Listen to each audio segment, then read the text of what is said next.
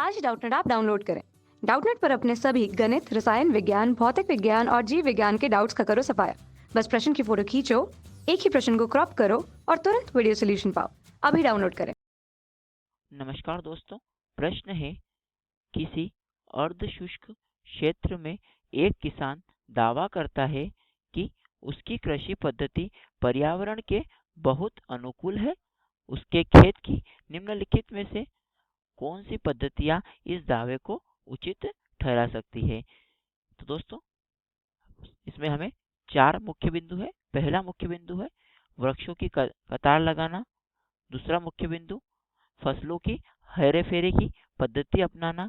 तीसरा मुख्य बिंदु है कि बड़े पैमाने पर सिंचाई व्यवस्था अलग करना। तथा चौथा है कि जैव उर्वरकों का प्रयोग करना। फिर हमें कहा गया है कि नीचे दिए गए कूट का प्रयोग कर सही उत्तर चुनिए। तो दोस्तों, अब हम बात करते हैं इस प्रश्न के पहले विकल्प की। हमें पहले विकल्प में कहा गया है तीसरा एवं चौथा, यानी कि बड़े पैमाने पर सिंचाई व्यवस्था अलग में लाना तथा जैव उर्वरकों का प्रयोग करना। तो दोस्तों, दूसरा विकल्प हमें दिया गया है कि पहला, दूसरा एवं चौथा, यानी कि वृक्षों की कतार लगाना, फसलों की हेरे फेरे की पद्धति अपनाना तथा चौथा जैव उर्वरकों का प्रयोग करना। अब हम बात करते हैं प्रश्न के अगले विकल्प की। हमें प्रश्न में अगला विकल्प दिया गया है तीसरा विकल्प, वह है पहला, तीसरा एवं चौथा, यानी कि वृक्षों की कतार लगाना, बड़े पैमाने पर सिंचाई व्यवस्था अलग लाना तथा चौथा जैव उर्वरकों का प्रयोग करना। तो अब चौथा विकल्प हमें दिया गया है कि पहला एवं दूसरा, यानी कि वृक्षों की कतार लगाना तथा दूसरा फसलों की हेरे फेरे की पद्धति अपनाना। तो दोस्तों, अब हम बात करते हैं कि किसी अर्ध शुष्क में जो किसान दावा करता है तो कि उसकी कृषि पद्धति पर्यावरण के बहुत अनुकूल है।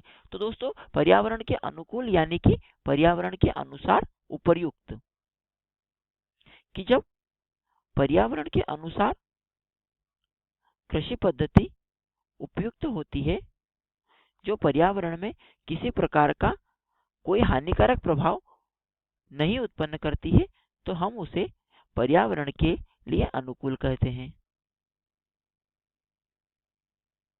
कि पर्यावरण के लिए उसे हम अनुकूल कहते हैं। तो दोस्तों, अब हम बात करते हैं हमारे प्रश्न के विकल्पों की। हमें जो पहला विकल्प दिया गया है तीसरा एवं चौथा, यानी कि बड़े पैमानों पर सिंचाई व्यवस्था अलग लाना तथा जैव उर्वरकों का प्रयोग करना। तो दोस्तों, इसमें से जो चौथा भाग है जैव उर्वरकों का प्रयोग करना, वह एक सही बात है, परंतु बड़े पैमाने पर सिंचाई व्यवस्था अलग करना यह उन्नत कृषि के अंतर्गत नहीं आता है। तो यह हमारे प्रश्न का सही उत्तर नहीं है। तथा दूसरा विकल्प हमें दिया गया है कि पहला, दूसरा एवं चौथा, यानी कि वृक्षों की कतार लगाना, फसलों की हेरे फेरे की पद्धति अपनाना तथा जैव उर्वरकों का प्रयोग करना। तो दोस्तों, यह हमारे प्रश्न का बिल्कुल सही जवाब है, क्योंकि यह जो तीनों मुख्य बिंदु है, यह जो कृषि होती है उसे उत्कृष्ट कृषि में परिवर्तित करती है। दोस्तों, विकल्प दूसरा हमारे प्रश्न का सही उत्तर है।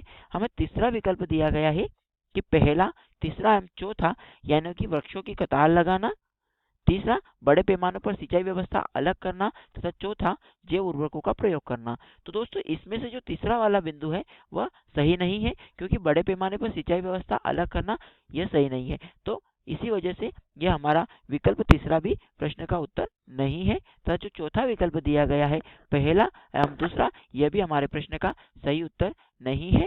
अब हम बात करते हैं कि इस प्रश्न का सही उत्तर कौन सा है। तो दोस्तों, विकल्प दूसरा हमारे प्रश्न का सही उत्तर है, यानी कि वृक्षों की कतार लगाना तथा फसलों की हेरा फेरी की पद्धति अपनाना तथा जैव उर्वरकों का प्रयोग करना, यानी विकल्प दूसरा हमारे प्रश्न का सही उत्तर है। उम्मीद करता हूं दोस्तों कि आपको प्रश्न का उत्तर समझ में आया होगा। धन्यवाद।